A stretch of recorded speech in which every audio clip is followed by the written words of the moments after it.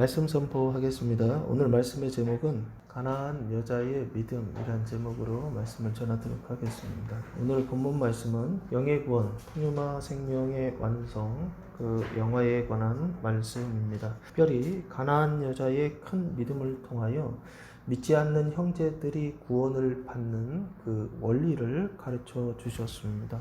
21절 말씀부터 보시면 예수께서 거기서 나가사 두로와 시돈 지방으로 들어가시니, 예수님께서 지금 어디에서 나가셔서 어디로 지금 들어가셨다라고 되어 있죠? 어디에서 지금 나가는 거냐면 마태복음 14장 34절 말씀에 보시면 그들이 건너가 게네사렛 땅에 이르니라고 되어 있죠.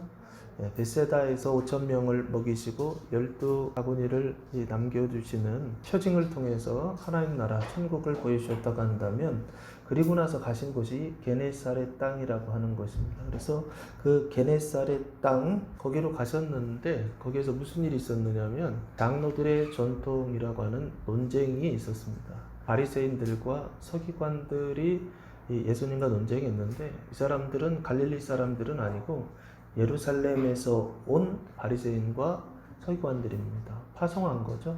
가서 예수를 시험해 봐라 라고 했던 것 같아요. 근데 그 시험의 내용이 뭐냐면 이 장로들의 전통, 그 장로들의 전통을 왜 지키지 않느냐, 정결법을 왜 지키지 않느냐, 밥 먹을 때 손 씻어야 되는데 왜 씻지 않느냐 라고 하는 논쟁을 예수님과 합니다. 그 장면이 바로 이 게네사렛 땅에서 있었던 일이에요. 그게 15장 1절부터 20절까지 말씀의 내용이 그겁니다. 예수님 결론은 뭐냐면 사람의 입으로 들어가는 게 사람을 더럽게 하는 것이 아니라 사람의 입에서 나오는 그것이 사람을 더럽게 하는 것이다. 그래서 사람을 깨끗하게 하기 위해서는 먹는 거, 들어가는 거, 손 깨끗하게 씻고 음식 깨끗하게 씻는다고 해서 그것이 사람을 깨끗하게 하는 것이 아니라 사람의 그 입에서 나오는 마음을 깨끗하게 해야 된다라고 하는 것을 예수님께서 가르쳐 주셨어요. 그래서 그 게네사렛 땅에서의 그 논쟁이 끝나고 두로와 시돈 지방으로 들어가셨다라고 그렇게 되어 있죠. 이 두로와 시돈이라고 하는 곳은 어디입니까? 지역적으로는 지중해에 바로 붙어 있는 해안 도시인데, 두로와 시돈은 보통 이제 시리아, 페니키아라고 하는 지역이다라고 그렇게 보통 말합니다. 수리아와 그 페니키아에 있는 두 도시 이름이 두로와 시돈이라고 하는 도시입니다. 그러니까 두로가 남쪽에 있고 시돈이 북쪽으로 위쪽에 있어요. 그래서 두로와 시돈인데 그 나라 이름이 옛날 이름이 수리아고, 그리고 그 수리아를 페니키아라고 그렇게 보통 부릅니다. 그래서 해안 도시다 보니까 주로 했던 일은 해상무역, 해상무역을 통해서 아시아에 있었던 물건들을 유럽으로 옮기는 무역의 중심지가 이 두로와 시돈이다라고 그렇게 보시면 좋을 것 같아요. 그러니까 해상무역을 하다 보니까 물질적으로 아주 풍부한 어떤 풍성한 지역이지요. 그래서 또한 물질적으로 풍부하다 보니까 그것을 더 많이 얻기 위하여 우상숭배 또한 굉장히 많이 일어나는, 그래서 구약에서 보면 아합 왕이라고 하는 이스라엘 왕이 나오는데 그 아합 왕의 아내 기억나십니까? 이세벨이라고 하는, 그 이세벨이 고향이 어디냐면 이 두로와 시돈이라고 하는 이 페니키아의 공주였어요. 공주였는데 이스라엘에 와서 정략 결혼이죠. 결혼을 해서 아합 왕의 아내가 돼서, 그래서 결국에는 이스라엘을 타락하게 하고 부패하게 하고 우상숭배하게 하는 어떤 원형이 되죠. 그게 이세벨인데, 그 이세벨이 살고 있었던 원래 나라가 이 두로와 시돈이라고 하는 지역입니다. 근데 조금 더 구체적으로 보시면 여기 지방으로라고 되어 있죠. 두로와 시돈 지방으로, 그러니까 두로에 들어가신 게 아니에요. 시돈에 들어가신 게 아니고 그 지방으로 들어가셨다. 그러면 들어가셨다라고 되어 있는데, 들어갔다는 얘기는 문을 열고 그 안에 들어가는 거죠. 경계를 넘어서 그 안에 들어가는 거잖아요. 근데 원어로 보면 아나코레오라는 단어를 사용했어요. 이 아나코레오라고 하는 말의 뜻은 뭐냐면, 지난주에도 한번 말씀드렸죠. 은퇴하다, 떠나다, 자리를 물려주다, 뭐 이런 뜻이에요. 근데 여기에서는 그 아나코레오를 들어가셨다라고 표현되어 있잖아요. 그래서 제가 다른 성경을 좀 찾아봤어요. 공동번역하고 새번역 성경을 찾아봤더니 거기에는 들어가셨다라고 되어 있지 않고 가셨다라고 그렇게 번역해 놨어요. 왜냐하면 들어가는 거하고 가는 거하고는 좀 달라요. 왜 다르냐 그러면 22절에 이런 말씀이 나와요. 가나안 여자 하나가 그 지경에서 나왔다라고 돼 있죠. 그 지경이라고 하는 데가 뭐냐면 경계예요. 경계. 두로와 시돈 지방과 그리고 갈릴리 지방 어디냐면 그 사이예요. 그 경계.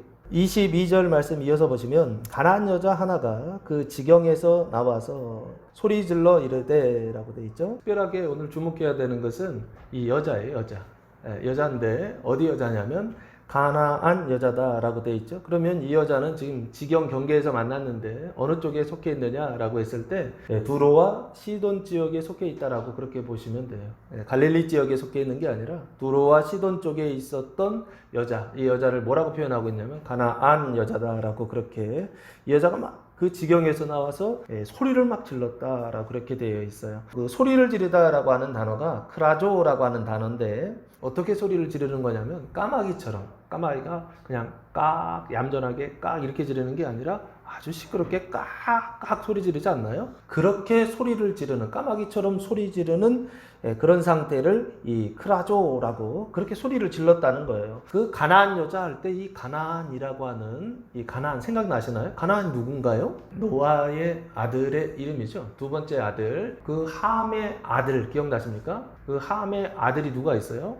가나안이라고 하는 아들이 있습니다. 그래서 이 가나안이라고 하는 아들이 어디에 등장하냐면 창세기 9장에 보시면 하나님께서 홍수 심판 이후에 노아와 무지개 언약을 체결하시고 나서 노아가 포도주를 마시고 취하잖아요. 그때 이 함이 아버지의 그 하체를 보고서 밖에 나가서 형제들에게 알리는 어떤 이런 일들을 했거든요. 그때 이제 저주를 받아요. 아버지의 저주를 받는데 25절 말씀해 보시면 이렇게 저주를 합니다. 이에 이르되 가나안은 저주를 받아 그의 형제의 종들의 종이 되기를 원하노라 하고 하면서 가나안이 등장하죠. 가나안은 원래는 함의 아들이에요. 아버지가 잘못했는데 지금 누가 저주를 받느냐면 가나안이 저주를 받고 있어요. 그래서 이 가나안은 함의 아들 노아의 후손으로서 이 무지개 언약 체결 이후에 처음으로 저주를 받았던 아들이 바로 이 가나안이다라고 성경은 기록하고 있어요. 그래서 여기 보면 가나안 여자 하나가 할 때 가나안은 함의 아들이고 이 함은 노아의 아들인데 이 가나안은 어떤 사람이냐라고 했을 때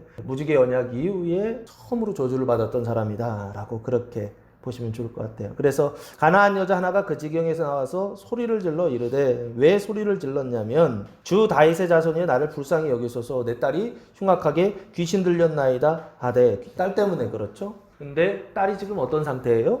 귀신이 들렸죠. 근데 어떤 귀신인가요? 흉악하게 귀신 들렸다라고 돼 있죠. 그러니까 흉악하다라고 하는 것은 악한 귀신이 들렸다라고 하는 것입니다.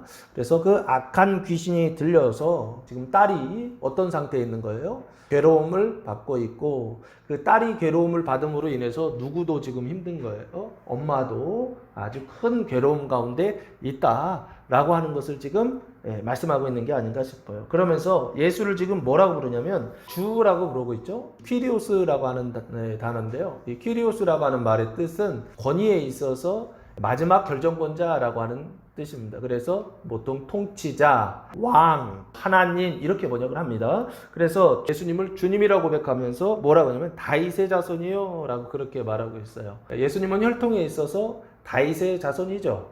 혈통에 있어서 다윗의 자손이고 또한 신앙적인 차원에서는 다윗이나 이새보다도 더 앞에 계셨던 분이라고 그렇게 설명하지 않습니까? 근데 여기는 다윗의 자손이요 그 후손이다라고 그렇게 얘기하고 있죠. 이 얘기를 하는 이유는 무엇입니까? 그 다윗의 자손을 통하여서 언약된 사람이 있어요. 그 사람이 바로 누굽니까? 메시아예요. 메시아라고 하는 것은 히브리어로는 메시아고 헬라어로는 그리스도라고 하는 말인데 뜻은 기름 부음 받은 자라는 뜻이에요. 하나님께 기름 부음 받은 자라는 뜻이고요. 그 하나님께 기름 부음 받은 자들이 한 일이 뭐냐면 하나님의 말씀을 받아서 영감을 받아서 백성들을 구원하는 일, 그리고 회방하는 일, 이 일들을 했어요. 그래서 다윗의 자손 그 메시아가 와서 이스라엘 사람들을 구원하고 열방을 구원하는 언약이 구약에 기록되어 있는데 알고 있는 것처럼 예수님에 대하여 뭐라고 이야기하느냐면 다윗의 자손이라고 그렇게 지금 말하고 있습니다. 그래서 다윗은 성경에 언약되어 있는데 사무엘 하에 나오죠. 사무엘 상에서 사무엘 나오고 사울 나오고 그리고 다윗도 나오는데 거기 좀 쫓겨다니는 장면들 나오죠. 그리고 왕이 되는 장면은 어디냐면 사무엘 하에서부터 왕이 돼서 나오죠. 유다 왕이 되고 이스라엘의 왕이 되어서 이 왕권, 주권을 확립한 왕, 그 왕이 바로 누구냐면 이 다윗이에요. 이 다윗의 자손이라고 하는 것은 이 다윗과 같은 메시아로서 다스리고 통치하고 그래서 구원하는 어떤 사람이요 라고 하는 어떤 기대가 그 안에 들어있는 거예요. 그러면서 나를 불쌍히 여겨달라라고 얘기해주고 있어요. 그 불쌍히 여겨달라라고 하는 것은 엘레에모라고 하는 단어를 사용했어요. 이 엘레에모라고 하는 단어가 불쌍히 여기다, 측은히 여기다. 그래서 로마서 11장에 보면 이것을 국률, 하나님께서 국률을 베풀려 하심이라 할 때 그 국률이라고 하는 단어와 같은 단어예요. 나를 불쌍히 여기소서라고 소리를 질렀어요. 지금 누구에게 지금 소리 지르고 있죠? 예수님께 소리 지르는 거죠. 예수님께 말하는 것이죠. 그 예수님께 말하는 걸 뭐라고 그래요? 하나님께 말하는 걸 뭐라고 그러죠? 기도라고 하지 않습니까? 근데 소리 질러서 기도하고 있죠. 통성기도죠. 사람들 많이 있는데 예수님 앞에서 하나님 앞에서 사람들 많이 있는 그 자리에서 통성으로 기도하는 거 이거 요즘도 하지 않습니까?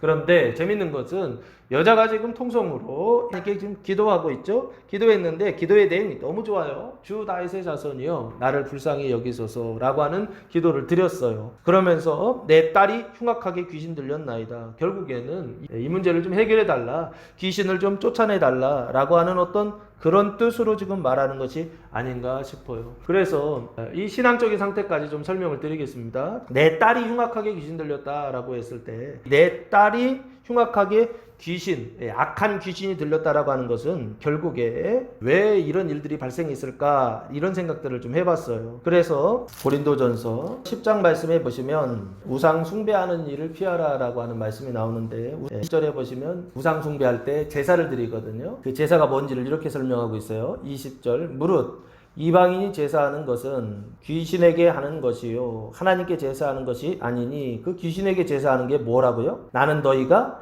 귀신과 교제하는 자가 되기를 원하지 아니하노라. 교제하는 거죠. 이방인이 제사하는 것은 귀신에게 하는 것이요 하나님께 하는 거 아니다 그러죠. 귀신에게 하는 것이요 귀신에게 제사하는 것은 귀신과 교제하는 거다라고 되어 있죠. 이게 교제한다라는 게 신접한다라고 하는 말들과 비슷해요. 교제하여서 4차원적 존재죠. 신들과 교제하고 신들과 관계를 맺는 어떤 걸 얘기한다고요. 흉악하게 귀신 들렸다 할 때 왜 귀신이 들렸을까 했을 때 저는 이게 제사와 관련된 게 아닌가, 귀신들과 교제하는 어떤 이 일들과 관계되어 있는 것이 아닌가라고 하는 어떤 그런 생각들을 해보았습니다. 그래서 이게 우상숭배와 귀신에게 제사하는 것과 그 귀신과 교제하는 어떤 그 일을 통하여 이런 일들이 발생했다고 한다면 당연히 이 일들은 어디로부터 왔을까 한번 찾아봤어요. 로마서 1장 말씀해 보면 사도 바울이 이렇게 말씀하고 있어요. 흉악하게 귀신 들렸다라고 되어 있을 때 원인을 1장 18절에서 이렇게 설명하고 있어요. 하나님의 진노가 불의로 진리를 막는 사람들의 모든 경건하지 않음과 불의에 대하여 하늘로부터 나타나나니 진노가 나타난다는 거예요. 근데 하나님의 진노가 왜 나타나느냐라고 했을 때 불의 때문에 나타난다는 거예요. 그리고 불의와 불경건인데 그 불의 때문에 의가 없는 거예요. 불의가 죄고요. 불의가 이게 자기의예요. 자기의. 그 자기의 그 불의 때문에 하나님의 진노가 나타났는데 그 하나님의 진노가 세 가지예요.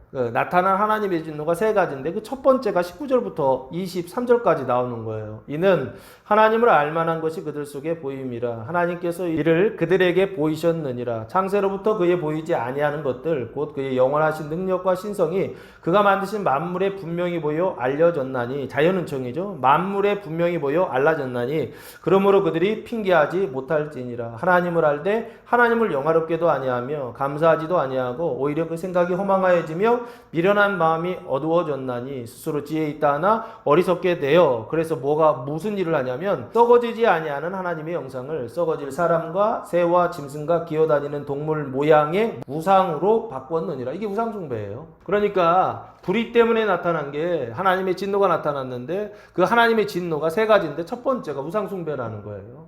우상숭배 때문에 벌 받았다. 지금 그 얘기를 하는 게 아니에요. 불의 때문에 벌을 받아서 우상숭배하고 있다. 그 얘기를 하고 있다고요. 원인이 불이고 결과가 우상숭배. 첫 번째 결과가 우상숭배라고요.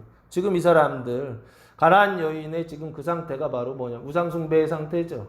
그래서 그 우상숭배가 확장되어서 그 딸이 귀신 들려서 괴로움을 당하는 어떤 그런 상태죠. 그러면 그 다음 단계는 어떤 것들이 나타날까요? 그게 24절부터 27절 두 번째 하나님의 진노가 나타나요. 그러므로 하나님께서 그들을 마음의 정욕대로 더러움에 내버려 두사 그들의 몸을 서로 욕되게 하게 하셨으니 이는 그들이 하나님의 진리를 거짓 것으로 바꿔 피조물을 조물주보다 더 경배하고 섬김이라. 주는 것 영원히 찬송할 이시로다. 아멘. 우상숭배 얘기하셨잖아요. 이 때문에 그게 원인이 돼서 하나님께서 그들을 부끄러운 욕심에 내버려 두셨으니 곧 그들의 여자들도 순리대로 쓸 것을 바꾸어 영리로 쓰며 뒤에 27절 그와 같이 남자들도 순리대로 여자 쓰기를 버리고 서로 향하여 음욕이 불릴 듯하며 음욕이죠. 그러니까 남자가 남자로 음욕을 하는 거예요. 더불어 부끄러운 일을 행하여 그들의 그릇 때문에 상당한 보응을 그들 자신이 받았느니라 하면서 두 번째 진노의 결과가 뭐냐? 불의가 원인이고 그 불의 때문에 진노가 나타났는데 첫 번째가 우상숭배, 두 번째가 남자가 남자로 부끄러운 일을 하고 여자가 여자로 이걸 구약에서는 가증한 일이라고 그러거든요. 가증한 일을 행하게 하셨다라고 하는 거예요. 이게 하나님의 진노 결과라는 거예요. 원인이 아니고 결과. 그리고 나서 세 번째 28절부터 나오는 내용입니다. 또한 그들이 마음에 하나님 두기를 싫어하며 하나님께서 그들을 그 상실한 마음대로 내버려 두사 합당하지 못한 일을 하게 하셨으니 하면서 일을 얘기하죠. 합당하지 못한 일이요. 그게 이제 21가지가 나와요. 곧 모든 불의, 추악, 탐욕, 악의가 가득한 자요. 시기, 살인, 분쟁, 사기, 악독이 가득한 자요. 수군수군하는 자요. 비방하는 자요. 하나님께서 미워하시는 자요. 능욕하는 자요. 교만한 자요. 자랑하는 자요. 악을 도모하는 자요. 부모를 거역하는 자요. 우매한 자요. 배역하는 자요. 무정한 자요. 무자비한 자라 하면서 21가지를 얘기했어요. 그들이 이 같은 일을 행하는 자는 사형에 해당한다고 하나님께서 정하심을 알고도 자기들만 행할 뿐 아니라 또한 그런 일을 행하는 자들을 옳다 하느니라 이렇게 말씀하고 있어요. 그래서 저는 이 말씀을 통해서 가나안 여인의 가정 속에 이 딸 때문에 엄마도 마찬가지죠. 엄마도 제가 볼 때는 우상숭배를 하고 있어요. 그 우상숭배를 하고 그 우상숭배를 통하여서 귀신들과 교제를 하고 그 귀신들과 교제를 통해서 딸이 그 귀신에 완전히 사로잡혀서 있는 어떤 그런 상태를 설명하고 있다고요. 그럼 이 가정에 나타나는 모습은 요 우상숭배 하나만 나타나는 게 아니에요. 불의 때문에 이게 나타났다고 한다면 그 다음 불의 때문에 하나님과의 관계 속에서 하나님의 그 자리에 귀신이 들어와 있는 상태라면 당연히 그 다음 단계는 뭐냐면 남자가 남자로 부끄러운 일을 행하고 여자가 여자로 부끄러운 일을 행하는 일, 이 일이 이 가정 안에 분명히 들어있어요. 그리고 세 번째 일은 어떤 일이 나타나느냐? 합당하지 못한 일들이요. 사람으로서 하지 말아야 될 어떤 그런 일들이 이 사람들 가운데 나타난다고요. 근데 그게 원인이 아니라 진노의 결과로서 이런 세 가지 일이 나타난다는 거예요. 그렇다면 내 딸이 흉악하게 귀신 들렸다라고 하는 이 고백 속에는 크게 보면 세 가지 모습을 생각할 수 있다는 거예요. 첫 번째는 우상숭배, 불의 때문에 우상숭배. 두 번째는 그 불의 때문에 남자가 남자로 부끄러운 일, 여자가 여자로 부끄러운 일을 행하는 이런 일들이 나타난다는 거예요. 그리고 세 번째, 21가지 합당하지 못한 일. 이게 지금 우리 모습하고 좀 비슷하지 않나요? 우리가 살고 있는 이 세상의 모습과 너무 비슷하지 않나요? 그 얘기는 무슨 얘기입니까? 우리도 이 귀신 들린 여자와 같은 상태에 있다는 거예요. 근데 우리는 모르고 있어요. 이 여자는 알고 있는데 우리는 그걸 모르고 있어요. 이 여자와 같은 내 딸이 귀신 들려서 괴로워하는 어떤 상태에 있음에도 불구하고 나는 괜찮다라고 생각하고 그렇게 살아가는 어떤 사람들, 이게 바로 오늘날 지금을 살고 있는 우리의 모습은 아닌가라고 하는 생각을 해봅니다. 그래서 여자가 이 문제를 가지고 그 지경에 있었어요. 지경에 있었다라고 하는 것은 갈릴리에 속해 있지 않다는 거예요. 두로와 시돈에 속해 있다라는 거예요. 이방 지역에 속해 있다라고 하는 거예요. 그래서 이 여자는 가나안 여자로서 우상 숭배하면서 하나님의 불의의 결과들이 그 가정 속에서 그의 삶 속에서 나타나는 어떤 그런 여자이다 라고 얘기하고 있고, 오늘 말씀해 보면 아마 하나님께서 자연은총을 통해서 하나님을 다 보여주셨다라고 하는 것을 보면 아마 이 사람은 결국에 무엇을 따라 사는 사람이냐라고 했을 때 자기 의를 따르는데 그 자기 의가 뭐냐 했을 때 양심이죠. 양심이요. 양심을 따라 살아가는 사람들. 그런데 오늘 15장에 장로들의 전통 가지고서 따지러 왔던 사람들이 있었잖아요. 바리새인과 서기관들이요. 이 사람들도 똑같이 자기 의를 따라 살아가는데 특별히 무엇을 가지고 있느냐면 장로들의 전통이라고 하는 하나님의 말씀, 계명이라고 하는 율법이라고 하는 어떤 이런 것들도 가지고 있는 사람들이에요. 다른 점은 뭐냐라고 했을 때 율법을 가지고 사람으로 해석하는, 자기 의로 해석하는 그런 잘못을 가지고 있죠. 그러나 이 사람들은 좀 아래에 있는 사람들이에요. 그 은총 아래에 있었던 사람들이 지금 예수를 배척하고 있더라는 거예요. 그 은총의 수단을 가지고요. 그 은총의 수단이 뭐라고요? 장로들의 전통이요. 그 장로들의 전통은 율법을 해석한 거예요. 근데 그 장로들의 전통은 율법을 어떻게 해석했느냐? 자기 의로 해석했다고요. 하나님의 의를 따라 해석하는 것이 아니라 자기 의를 따라 해석했다고요. 자기 마음대로 해석한 것이죠. 그래서 밥 먹을 때에는 반드시 깨끗이 하라라는 거예요. 무엇을 깨끗이 하라? 그릇도 깨끗하게 해야 되죠. 그러나 항상 뭐요? 손을 깨끗하게 하라. 그래서 이스라엘 사람들은 항상 유대인들은 밖에 나갔다 와서 음식을 먹을 때는 손부터 닦는다니까요. 집 바깥에 문 그 현관에 항상 정결 예식을 위한 항아리가 있어요. 그래서 요한복음 2장에 보면 가나의 혼례잔치에 있잖아요. 그때 항아리가 등장하지 않나요? 그 항아리가 정결 예식을 위한 항아리예요. 손 닦으라고. 그래서 잔치에 와서 맛있게 먹으라고. 근데 예수님은 그 항아리를 뭐로 바꾸시죠? 그 물을 포도주로 바꿔주시잖아요. 지금 이 유대인들이 지금 무엇을 가지고 있느냐면 자기 의를 가지고 하나님을 섬긴다고 하면서 예수님을 지금 반대하고 있다고요. 그래서 이 사람들을 뭐라고 해야 되느냐라고 했을 때 은총으로 봤을 때에는 하나님의 언약을 가지고 있기 때문에 그 은총 아래에 있는 사람들이죠. 그런데 그 은총을 받지 않는 사람들, 이것을 회개의 은총 아래에 있다라고 제가 설명을 드렸던 거예요. 믿음은 가지고 있지만 그 믿음이 구원받지 못하는 믿음을 가진 사람들이요. 교회에는 다니지만 교회만 다니는 것이지 실제로는 믿음도 가지고 있지만 그 믿음이 구원받는 믿음이 아니라 자기 믿음을 가지고 있는 사람들이요. 이 사람들이 바리새인들이고 서기관들이라고요. 자기 의를 가지고 자기 생각을 가지고 자기의 경험을 가지고 자기의 일을 가지고 구원을 이루려고 한다고요. 행복을 이루려고 한다고요. 이 사람들이 바리새인이고 지금 우리의 모습 아니냐는 거예요. 그게 지난주에 예수님 물 위를 걸으시는 그 표적을 통해서 우리에게 가르쳐 주신 것이잖아요. 너희도 이런 사람이 되게 하실 것이다 라고요. 오늘 말씀도 그 사람들에게 논쟁했는데 받아들이지 않았다고요. 오늘 주제는 가나안 여인이 아니에요. 가나안 여인을 통하여 이 바리새인들이 구원받기를 원하신다고요.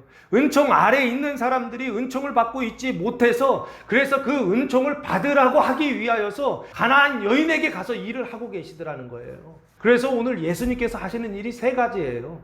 가나안 여인에게 하시는 일이 세 가지예요. 그 세 가지가 우리가 생각하는 것을 넘어서 버려요. 그래서 이 말씀을 대부분은 왜곡해서 해석해요. 좁게 해석하려고 그런다고요. 그러나 엄밀히 보면 예수님 하신 일이 세 가지인데 그 첫 번째가 뭐냐면 23절이에요. 예수는 한 말씀도 대답하지 아니하시니 그 경계에 있는 사람이거든요. 이 여자가. 이 사람들 구원받으라는 거예요. 은총 아래 있는 사람들, 그런데 그 은총을 받고 있지 못하는 사람들, 이 경계에 있는 이 여자도 구원받으니까 너희도 구원받으라고 하는 뜻으로 지금 이 일을 하고 계시다고요. 그래서 첫 번째 하신 일이 23절이에요. 예수는 한 말씀도 대답하지 아니하시니 그 한 말씀이란 단어가 로고스라고 하는 단어예요. 한 말씀도 대답하지 않았다. 로고스 대답하지 않았다라고 하셨어요. 대답하지 아니하시니 제자들이 와서 청하여 말하되 그 여자가 우리 뒤에서 소리를 지르오니 그를 보내소서 하면서 제자들이 청해요. 그 얘기는 무슨 얘기입니까? 여자가 한 번 그렇게 소리친 게 아니에요. 계속 소리친 거예요. 뒤쫓아오면서 소리를 치니까 제자들이 듣기에 짜증났던 것 같아요. 그러니까 예수님 들어주셔서 저 여자 좀 떼내주세요. 지금 그런 분위기인 것이죠. 근데 예수님 어떻게 하신다고요? 한 말씀도 대답하지 아니하셨다는 거예요. 어찌 보면 이 여자가 소리를 질러가면서 자신의 문제를 놓고 하나님께 기도하는 것과 똑같지 않나요? 우리가 하나님께 기도하는 것과 또 비슷하지 않나요? 하나님께 기도할 때 마음으로도 기도하지만 하나님의 문제 고쳐주시옵소서 기도하지 않나요? 근데 예수님의 대답은 뭐라고요? 무시요. 한 말씀도 대답하지 않으셨다는 거예요. 대답하지 않는 거, 이게 예수님이 하신 일이다라고 하는 것입니다. 이게 말이 되냐고요. 우리가 늘 설교를 들을 때 어떤 설교를 들으셨습니까? 하나님께 기도하면 하나님께서 응답해 주십니다. 이런 말씀 듣지 않았나요? 저도 많이 들었어요. 그래서 기도하면 들어주신다고 그렇게. 근데 안 들어주시잖아요. 응답하시지 않잖아요. 대답하시지 않잖아요. 마치 매송 얘기하는데 대꾸도 하시지 않는. 그러면 한번 생각해 봐야 돼요. 왜 무시하셨을까요? 22절에 보면 가난한 여자라고 되어 있잖아요. 여자라고 하는 단어가 귀네라고 하는 단어예요. 그래서 여자, 여성, 부인이라고 하는 단어가 그 안에 섞여 있어요. 예수님께서 지금 대답하시지 아니하였다 그렇게 되어 있잖아요. 그런데 뒤에 보시면 이런 장면들이 나와요. 24절에 보시면 예수께서 대답하여 이르시되, 이거는 여자한테 대답한 게 아니에요. 제자들한테 대답하세요. 나는 이스라엘 집에 잃어버린 양 외에는 다른 데로 보내심을 받지 아니하였노라 하시니, 이 얘기는 무슨 얘기예요? 보내신 분이 계시다는 얘기죠. 그래서 나는 보내심을 받았다는 거죠. 근데 그 보내심을 받은 데가 어디라는 거예요? 이스라엘 집이죠. 그 집 중에서도 잃어버린 양이죠. 아버지께서 보내셨다고 한다면, 하나님께서 보내셨다고 한다면 하나님이 지정해서 보냈다는 거예요. 그래서 나는 거기로만 가야 된다는 것이죠. 다른 데로 가면 안 된다는 것이죠. 그러면 당연히 이 앞에 있는 내용, 그 뒤에 내용도 같은 비슷한 내용이 나옵니다. 앞에 있는 그 내용도 하나님을 따라 무시하는 것이죠.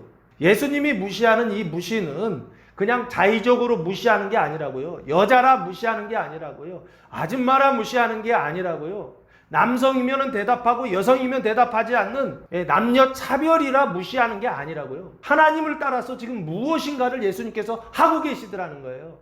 그래서 그 일이 뭔지는 모르겠지만 나중에 나옵니다. 지금 이 상태로는 몰라요. 그러나 그 일은 예수님의 일이고, 그 일은 자기 의를 따라서 하신 것이 아니라 예수님 안에 계신 하나님의 의를 따라 하신 그 일이 바로 가난한 여자를 무시하는 일이었다라고 하는 것입니다. 하나님께서 여러분을 무시하실 때 실망하지 마세요. 하나님이 여러분의 기도에 무시하시고 응답하시지 않으실 때 절망하지 마세요. 하나님이 여러분 버리신 것이 아닙니다. 하나님이 돌아가신 것이 아니라고요. 하나님의 뜻을 따라 지금 하나님의 일을 하고 계시더라고요. 그 하나님의 일을 지난주에 하박국 선지자의 예언을 통해서 말씀드렸죠. 하나님의 일은 그것을 하는 것이 바로 부흥이다라고 말씀드렸잖아요. 하나님의 일을 하나님께서 하시는 그 일이 바로 진짜 부흥이라고요. 교회에 몇 명 앉아있느냐, 이게 부흥이 아니라고요. 진짜 부흥은 뭐냐면 하나님의 일을 하시는 게 부흥이라고요. 지금 예수님께서 하나님의 일을 하신다고요. 근데 그 하나님의 일이 우리가 생각하는 거하고 반대에 있다고요. 우리는 하나님의 일이 잘 대답하는 것이고, 우리는 하나님의 일이 다른 사람을 존중하고 존경하고 따뜻하게 말하는 어떤 이런 걸 생각한다고요. 근데 예수님은 대답하시지 않고 무시하시더라는 거예요. 근데 이게 하나님의 일로 보입니까? 예수님이 여러분에게 이렇게 대우하신다고 하신다면 여러분 어떠시겠어요? 이런 하나님이라면 안 믿을 거야 이러지 않으시겠습니까? 성경이 우리한테 지금 그걸 가르쳐주고 있어요. 하나님이 이렇게 하셨다라는 거예요. 예수님이 이렇게 하셨다라고 하는 거예요. 가난한 여인의 그 간청을 무시하시는데 계속적으로 무시하고 계시더라는 거예요. 다른 사람이 생각하면 여자라 그런가? 또 생각하면 부인이라 그런가? 아줌마라 그런가? 여러 가지 생각할 수 있어요. 뭔지는 모르겠지만 예수님은 지금 하나님의 일을 하고 계시더라라고 하는 것입니다. 대답하고 존경하는 일을 하시지 않고 무시하고 대답하시지 않는 일을 하고 계시더라는 거예요. 이게 첫 번째 주님이 하신 일입니다. 두 번째는 24절 말씀해 보시면 예수께서 대답하여 이르시되 나는 이스라엘 집에 잃어버린 양 외에는 다른 데로 보내심을 받지 아니하였노라 하시니 라고 되어 있죠. 예수께서 대답하여 이르시되 라고 되어 있어요. 나는, 예수님은 이스라엘 집에 잃어버린 양 외에는 하면서 이스라엘이라고 하는 이름을 등장시키죠. 예수님께서 보내심을 받았는데 보내심을 받은 장소가 어디냐면 집이에요. 집. 근데 가나안 집이 아니죠. 이스라엘 집이라고 되어 있어요. 그 이스라엘은 뭡니까? 이스라엘은 나중에는 나라 이름이 되죠. 원래는 이 이스라엘이라는 이름이 야곱의 이름이었죠. 야복감에서 씨름하고 나서 하나님께서 이름을 이스라엘이라고 바꿔주시지 않습니까? 그래서 결국에 이스라엘은 아브라함과 이삭과 야곱의 언약, 그 언약이 완성되는 그 이름이 바로 이스라엘이라고 설명드렸던 거예요. 그래서 이 이스라엘은 창세기 언약의 그 완성의 그 이름이 이스라엘이요. 그래서 여기에서 이스라엘 집에 잃어버린 양이라고 예수님께서 일부러 이렇게 얘기하시는 것은 앞에 그 여자는 제가 봤을 때는 육신적인 차원이에요. 육신적인 차원에서 대답하지 않은 거라면 여기는 이스라엘 집이라고 하면서 언약의 차원이에요. 신앙의 차원이에요. 그 신앙의 차원에서 차별하고 있다라고 하는 거예요. 마치 겉으로 3차원으로 봤을 때는 이스라엘이라고 하는 나라와 그리고 인종과 그리고 가나안이라고 하는 어떤 나라와 인종, 그 사람들, 가나안 함족의 그 인종이라고 그랬잖아요. 인종차별처럼 느껴져요. 앞에 첫 번째는 남녀차별처럼 느껴지고요. 성별차별처럼. 이번에는 뭐라고 느껴지냐면 인종차별처럼 느껴진다고요. 그러나 실제적으로는 예수님께서 차별하시는데 무엇을 차별하냐면 이스라엘과 이스라엘 아닌 가나안을 차별하고 계시다고요. 근데 그 이스라엘은 단순히 나라와 인종으로 보시면 안 되고 그 이스라엘을 신앙으로 봐야 된다고요. 언약으로 봐야 된다고요. 그 신앙적인 차원에서, 그 언약의 차원에서 아브라함과 이삭과 야곱과 이스라엘의 언약을 가지고 있는 사람들이요, 그 사람들에게 보내심을 받았다라고 보셔야 된다고요. 그 사람들이 바로 보통 얘기하는 이스라엘 사람들이죠. 이 사람들이 나중에는 유대교를 믿어요. 그래서 유대인들이라고 그렇게 부릅니다. 그러면 그 외 사람들을 지금 이방이라 부르고 오늘 등장하는 것은요, 가나안 여인이죠. 가나안 사람이죠. 그래서 지금 이스라엘과 가나안을 평등하게 대하는 것이 아니죠. 예수님이 그러시는 거예요. 하나님이 나를 보내셨는데 나를 이스라엘에게도 보내고 가나안 땅에 모든 인종 모든 나라에 보냈다, 이렇게 얘기하시나요? 안 하시고 계시죠. 예수님은 아주 분명하게 이스라엘 집의 어린 양 외에는 다른 데로 보내심을 받지 아니하였다라고 말씀하시죠. 이거는 아주 분명하게 차별이죠. 차별이라고 하는 것은 뭡니까? 똑같이 대우하지 않는 것을 지금 이야기하고 있죠. 하나님의 평등과 우리의 평등은 개념이 달라요. 하나님의 평등은 똑같이 대우하는 것을 평등이라고 얘기하지 않는다고요. 하나님의 평등은 그 사람의 상태에 따라서 대우하신다고요. 그 사람이 어린 사람이면 어린아이답게 대우하시고, 그 사람이 어른일 경우에 어른에답게 대우하신다고요. 그 사람의 신앙의 상태, 그 사람의 그 지식의 상태, 그 사람의 가지고 있는 그 육신적인 상태에 따라서 사람들을 다 다르게 대우하신다고요. 우리는 그렇게 할 수가 없죠. 우리는 다른 사람들에 대하여서 그렇게 했다가 난리 납니다. 한 집안에서도 형제들이 있고 자매들이 있는데 애들이 다 다르기 때문에, 학년이 다르고 나이가 다르고 성별이 다르기 때문에 다르게 대우해 줘야 되는데, 애들은 뭐라 그래요? 누구는요 하면서, 왜 똑같이 대우하지 않아요 하면서 대꾸하고 따지지 않습니까? 평등의 가치 때문에 그래요. 이게 잘못된 가치입니다. 다르게 대우하는 게 맞아요. 다르기 때문에. 세상에 똑같은 사람이 어디 있어요? 남자들이라도 다 다르잖아요. 조건이요. 그래서 하나님은 다 다르게 대우하신다고요. 여기도 지금 마치 예수님께서 이스라엘 집과 그리고 가나안 집을 차별하신다라고 그렇게 보인다고요. 실제로 차별하신 것이죠. 그래서 나 네 얘기 못 들어주시겠다라고 지금 예수님이 얘기하시잖아요. 첫 번째 무시하시고, 두 번째 차별하시고, 이게 예수님 하신 일이다라고 하는 것입니다. 심지어는 제자들의 청을 거절하시죠. 가나안에 하나님의 구원 예정은 없다라고 얘기하시죠. 가나안이라고 하는 그 땅 사람들에 대한 하나님의 구원에 대한 계획이나 예정은 없다라고 얘기하신 거라고요. 그러면서 하나님의 그 보내심을 따라 나는 이 여자를 차별한다라고 말씀하고 계시는 것이죠. 나는 이 여자에게 평등하게 대할 수 없다라고 지금 그렇게 말하는 것이죠. 하나님의 뜻을 따라 차별한다라고 말씀하신다고요. 차별하시는 예수님 상상이 되시나요? 차별하시는 하나님 이해가 되시나요? 성경을 안 읽으니까 이해가 안 되는 거예요. 많은 사람들이 하나님의 말씀을 읽지를 않아요. 하나님의 말씀을 말씀으로 받아들이질 않아요. 그래서 그 원뜻이 뭔지를 생각하질 않아요. 좋은 뜻으로만 생각하려고 한다고요. 그렇지 않다고요. 무시하시고 차별하시고, 예수님의 모습 아닌가요? 25절 말씀해 보시면 세 번째 하나님의 일이 나오는데, 예수님의 일이 나오는데, 여자가 와서 예수께 절하며 이르되 주여 저를 도우소서라고 그러죠.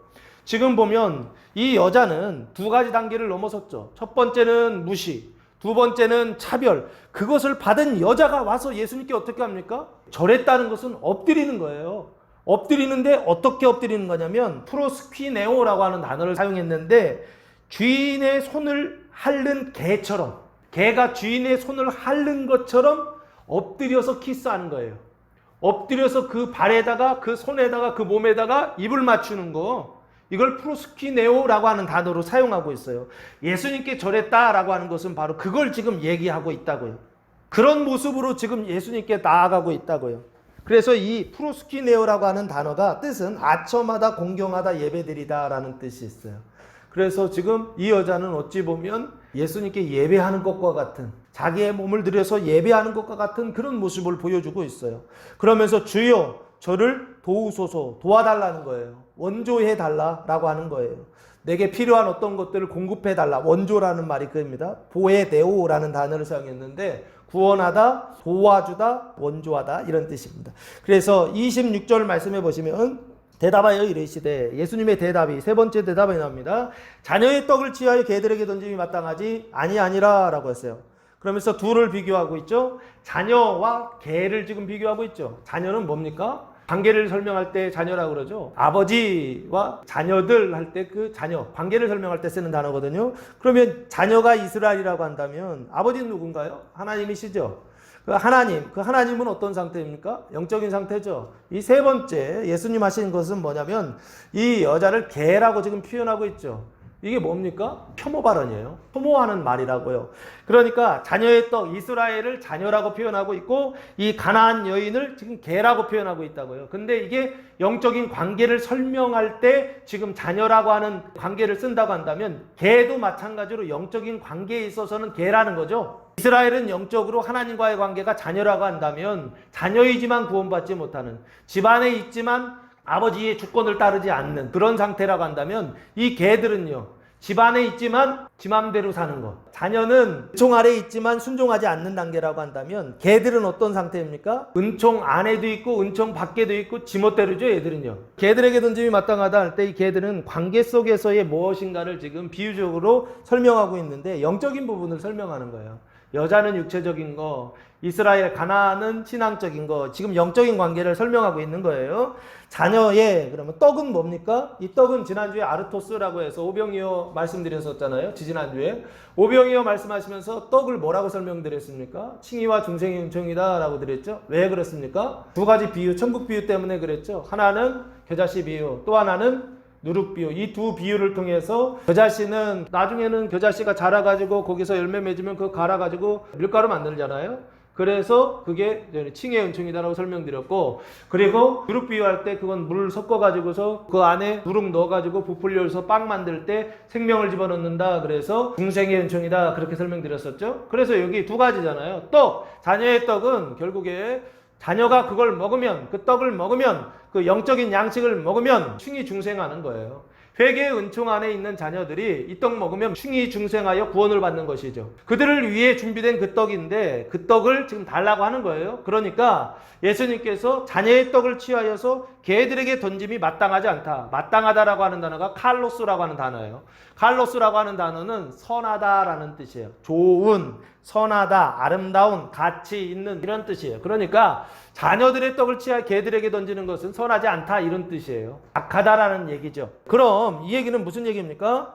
결국에 이 여자를 개 취급하면서, 영적으로 개 취급하면서 혐오스러운 말을 지금 하고 있다고요. 혐오라고 하는 단어가 무슨 뜻인가 봤더니 아주 복합적인 감정의 상태를 설명하는 건데 국어사전에서는 간단하게 이렇게 표현되어 있어요. 싫어하고 미워하다는 거예요. 그 싫어하고 미워하는 것을 혐오라고 그러고, 그 혐오에서 대부분 사람들은 배척을 해요. 그 사람을. 지금 이 여자를 지금 그렇게 하고 있는 거예요. 보통 우리가 생각할 때에는 예수 믿는 사람들은 그렇게 하면 안 된다고 생각한다고요. 반대로 생각하죠. 어떻게 해요? 싫어하는 것이 아니라 좋아하고, 미워하는 것이 아니라 사랑해야 된다고 얘기한다고요. 근데 예수님은 지금 어떻게 하고 계시다고요? 미워하고 싫어해서 혐오하고 배척하고 계시잖아요. 하나님의 말씀하심을 따라요. 하나님의 그 보내심을 따라, 하나님의 그 말씀하심을 따라, 그 하나님을 따라서 혐오하는 말들을 하고 있다고요. 교회에서 이런 혐오스러운 말 하면 됩니까? 안 됩니까? 안 된다고 생각한다고요. 차별하면 안 된다고 생각한다고요. 우린 그걸 나쁘다고만 생각한다고. 근데 그걸 지금 예수님이 하시고 하나님이 하신다고요. 예수님이 하셨다는 얘기는 하나님이 하신 일이라고요.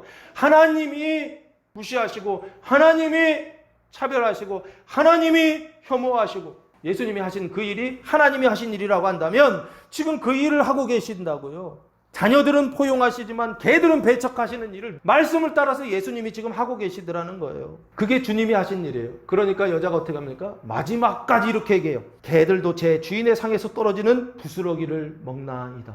그 얘기는 무슨 얘기입니까? 떡 달라는 거 아닙니다. 자녀들의 떡은 자녀들에게 주시고, 거기서 떨어지는 부스러기라도 있으면 그거라도 먹게 해 주십시오. 이 부스러기는 어디에 나오는 거냐면 푸시키온이라고 하는 단어인데 아주 작은 조각이라는 뜻이에요. 부스러기 하면 왠지 콩고물 같이 생각하시는데 그렇게 생각하시면 안 됩니다. 이거 조각, 먹고 남은 조각이라고 생각해야 돼요. 이 먹고 남은 조각이 어디에 나옵니까? 마태복음 14장에 보시면 정확하게 나와 있어요. 마태복음 14장 20절 말씀해 보시면 다 배불리 먹고 남은 조각을 12바구니에 차게 거두었으며 이렇게 돼 있죠. 이 조각을 너무 조금이라고 생각하시면 안 돼요. 12바구니라고요, 조각이 지금. 하나님의 양식은 오병이요. 아무리 작은 것이라도 하나님의 양식은 어떻다라고 하는 거예요. 5,000명을 먹이고도 12바구니나 남길 수 있도록 풍성하다라고 하는 것을 지금 말하고 있죠. 그 풍성한 은혜를 남은 조각이라고 달라는 것은 그들을 위해서 준비된 그것은 그들에게 주시고, 그리고도 하나님의 은혜는 남으니까 그 남는 은혜를 내게 달라라고 말하는 것과 같은 거예요. 그랬더니 28절 예수님께서 뭐라고 얘기하시냐면, 이에 예수께서 대답하여 이르시되 여자여 내 믿음이 크도다 라고 하죠. 그리고서 칭찬하시고 나서 내 소원대로 되리라 말씀하세요. 하시니 그때로부터 그의 딸이 나았다. 귀신이 쫓겨났다라는 얘기죠. 그러면 질문, 이 여자의 믿음이 크다라고 칭찬하셨잖아요. 이 여자의 믿음이 무엇입니까? 그냥 믿음도 아니고 큰 믿음은요, 성경에 잘 나오지도 않아요. 믿음에 대해서 칭찬하실 때 백부장 고넬료한테 이스라엘 중에서도 이만한 믿음 보지 못했다 뭐 이런 얘기들은 하신다고요. 그런데 믿음에 대해서 큰 믿음이다, 메가스라고 되어 있어요. 큰 믿음이다라고 칭찬하시는 여자는 이 여자 하나밖에 없다고요. 이 여자가 가지고 있는 이 큰 믿음이 뭐냐고요. 이 여자가 가지고 있는 이 큰 믿음이 자기 딸을 구원하는 믿음이요, 또한 형제들을 구원하는 믿음이다라고 하는 걸 이 본문이 우리에게 지금 말씀하고 있다고요. 그러면 아셔야 된다고요. 이 여자의 믿음이 뭐냐고요. 우리가 가지고 있는 믿음과 이 여자가 가진 믿음이 다르다니까요. 이 여자가 가지고 있는 믿음은 뭡니까? 믿음은 들음에서 오고, 들음은 말씀으로 온다 그랬잖아요. 예수님이 지금 그 말씀을 따라서 세 가지 일을 하셨죠. 예수님이 무시하시고, 예수님이 말씀하심을 따라서 차별하시고, 예수님이 말씀을 따라서 혐오하셨죠. 경계에 있는 사람이요, 지경에 있는 사람이요, 그 선행의 은총과 회개의 은총 아래에 있는 그 자기의 의의를 따라서 살아가는, 그래서 평생 구원받지 못하는 이 지경에 있는 그 여자요, 두로와 시돈에 있는 사람은 아니에요. 그 지경에 있는 그 여자요, 그 여자에게 이 세 가지 일을 하셨다고요. 그 세 가지 일을 하셨고, 그 세 가지 일하심을 통하여서 예수님께서 하나님의 말씀을 여자에게 하셨다고요. 그때 이 여자는 이 세 가지를 하나님의 일로, 하나님의 말씀으로 받아들였다는 것입니다. 이 여자의 큰 믿음이라고 하는 것은 예수님이 하신 일, 그게 부흥이에요. 하나님이 부흥케 하시는 일, 형제를 구원하고 이웃을 구원하는 그 일을 하나님의 일로 인정하고, 하나님의 일로 영접하고, 하나님의 일로 말씀으로 받아들였다는 것입니다. 하나님이 여러분을 무시하실 때, 하나님이 여러분을 차별하실 때, 하나님이 여러분을 혐오하실 때, 배척하실 때, 그것을 믿음으로, 그것이 바로 하나님이 여러분에게 베풀어 주시는 영화의 은총이요, 그것을 믿음으로 받아들일 때 그것을 큰 믿음이라 설명하시면서, 왜 큰 믿음이냐? 그 믿음을 통하여 딸을 구원하고, 그 믿음을 통하여 형제들을 구원할 수 있기 때문에 그렇습니다. 그래서 이 여자의 조건은 세 가지. 예수님이 이렇게 하신 이유, 우리도 또 무시하고 뭐 차별하고 혐오해도 된다 이 얘기를 하고 싶은 게 아니에요. 왜 이렇게 하셨느냐? 이 여자의 조건을 보면, 신적으로 보면 여자이고 아줌마고, 혈통으로 보면 이방인이고 가난한 여자이고, 신앙적으로 봤을 때도 마찬가지고, 마지막으로 하나님과의 관계 속에서 보면은 개와 같은 그런 취급을 받는 그런 상태에 있었다고요. 이 얘기는 무슨 얘기합니까? 이 여자는 구원받을 조건이 하나도 없었다는 것입니다. 근데 결론은 믿음으로 그 딸이 구원받더라는 거예요. 그 얘기는 하나님이 이 사람을 구원하기 위하여, 이 딸을 구원하기 위하여, 형제들을 구원하기 위하여 하나님이 이렇게 일하셔서 이 딸을 구원하고 형제들을 구원하더라는 것입니다. 이게 영화의 은총이라는 것입니다.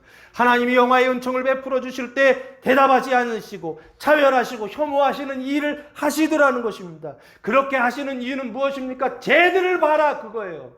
쟤들은 구원받을 조건이 하나도 없는데 그 경계에 있다라고 하는 그것만으로 무시당하고 차별받고 혐오하는 그 말을, 그런 대우를 그 받는 과정에서도 그걸 하나님의 말씀으로, 하나님의 일로 받아들여서 구원받는 것을 좀 봐라라는 것입니다. 조건이 아무것도 없는데 구원받는 것을 보면서 바리새인 너희들도 구원받으라 라고 하는 것을 가르쳐 주시기 위하여 오늘 15장 1절에서 장로들 전통 논쟁하는 이후에 그 중간에 가나안 여인의 믿음이라고 하는 말씀이 들어있는 것입니다. 29절 말씀부터 보시면 병자들 고쳐주시고, 가나안 사람들 아니에요, 갈릴리 사람들이에요. 병자들 고쳐주시고, 32절 말씀에 보시면 4,000명, 갈릴리에 있었던 4,000명을 먹여주시는 어떤 이 일을 하세요.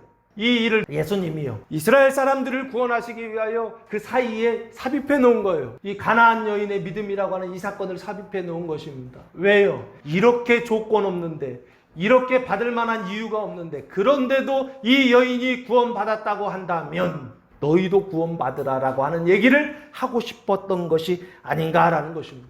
예를 들면 이것입니다.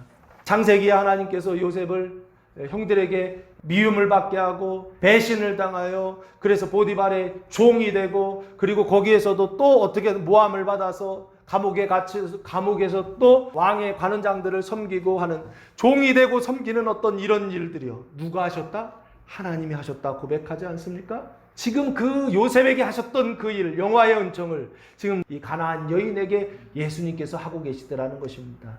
근데 그것을 하시는 이유가 뭐냐라고 했을 때 이것 때문에 하신다는 거예요. 로마서 11장 29절 말씀해 보시면 아주 분명하게 이렇게 쓰여 있어요. 하나님이 그렇게 하시는 이유가 쓰여져 있어요. 로마서 11장 29절 하나님의 은사와 부르심에는 후회하심이 없느니라. 너희가 전에는 하나님께 순종하지 아니하더니 이 너희가 이방인들입니다. 이스라엘이 순종하지 아니하므로 이제 국률을 입었는지라. 너희가 구원을 받았다라고 하는 것입니다. 이 국률이라고 하는 단어가 아까 엘레에오 불쌍히 여겨 주옵소서라고 하는 단어예요. 국률을 입었다. 이방인이 국률을 입었다라고 하는 것입니다. 근데 그 국률을 입은 이유가 뭐냐면 이스라엘이 순종하지 아니함으로 이방인이 국률을 입었다는 거예요. 그리고 나서 31절 이와 같이 이 사람들이 순종하지 아니하니 이스라엘 사람들이 순종하지 아니하니 이는 지금도 순종하지 않다라는 것입니다. 이는 너희에게 베푸시는 국률로 이제 그들도 국률을 얻게 하려 하심이라라는 것입니다. 이방인이 국률을 입은 것은 이방인의 조건 때문에 이유가 있어서 뭔가 조건을 만족해서 구원받은 게 아니죠. 하나님의 국률하심으로 구원을 받았다라고 하는 것입니다. 그래서 그 국률하심으로 구원을 받았다고 한다면 이스라엘 사람들인 너희도 그 국률하심을 통해서 구원받는다라고 하는 것을 보여주시기 위하여 이방인들이 구원을 받게 하시더라라고 하는 것입니다. 그러면서 결론이 32절 하나님이 모든 사람을 순종하지 아니하는 가운데 가두어 두심은 모든 사람에게 국률을 베풀려 하심이로다라고 말씀하고 있죠. 하나님이 모든 사람을 순종하지 아니하는 가운데 가두어 두셨다라고 되어 있죠. 그러면 사람들이 이방인이 순종하지 않고 그리고 유대인이 순종하지 않은 것은 하나님이 하신 일이죠. 요셉이 고난을 받은 것은 연단을 받은 것은 하나님이 하신 일이죠. 오늘 가나안 여자 예수님께서 무시하시고 차별하시고 혐오하신 그 일 하나님이 하신 일이죠. 하나님의 말씀을 따라 하나님이 하신 그 일, 그걸 받아들이는 믿음이 큰 믿음이라고요. 근데 그렇게 하시는 이유가 뭐냐라고 했을 때 모든 사람에게 긍휼을 베풀려 하심이라라는 것입니다. 그러면 사람이 구원받는데 이방인이나 유대인이나 이스라엘 사람들이나 그 은혜의 조건, 그 구원의 조건은 오직 하나밖에 없다는 거예요. 그게 바로 뭡니까? 긍휼이요. 하나님의 은혜요. 오직 하나님만이 조건이 된다라고 하는 것입니다. 오직 하나님의 일을 통해서 구원을 받는다는 것입니다. 오직 하나님의 말씀을 통해서 구원받는다라고 하는 것입니다. 그래서 그 여자에게 이 세 가지 일을 했던 거예요. 이게 하나님의 일이다라는 거예요. 신앙적으로 보면 선행의 은총과 회개의 은총 그 가운데 경계에 있는 여자가 이 가나안 여자예요. 이 여자에게 일부러 본보기로 예수님께서 세 가지 일을 이렇게 하셨던 거예요. 이런데도 이 여자가 믿음으로 구원받더라. 아무 조건 없는데도 구원받더라. 그러니 너희 회개의 은총 아래 있는 너희 언약의 그 백성들 너희 그런데도 구원받지 못하는 너희 그 바리새인과 서기관들 이스라엘 백성들 그 하나님의 긍휼하심을 믿음으로 구원을 받으라. 이 얘기를 하고 싶어서 지금 예수님께서 이 세 가지 일을 하신 것이 아닌가 싶습니다. 형제를 구원하는 영화의 은총이 부어질 때 가나안 여자의 큰 믿음으로 영접하여 은총 아래 있으나 구원받지 못한 형제 자매들이 구원받는 한 주간 되시기를 예수님의 이름으로 축원합니다. 기도하겠습니다. 주님께서 일하시는 무시와 차별과 혐오를 통하여 선행의 은총 아래 있는 이웃들이 구원을 받게 하옵시고 또한 그들을 통하여 회개의 은총 아래 있는 형제들이 구원을 받는 은총의 축복의 한 주간 되게 하옵소서. 이제는 우리 주 예수 그리스도의 은혜와 하나님 아버지의 무한하신 사랑하심과 성령의 교통하심이 사랑하는 성도들 머리 위에와 가정 위에와 교회 위에 이제로부터 영원토록 함께 하시기를 간절히 축원하옵나이다. 아멘.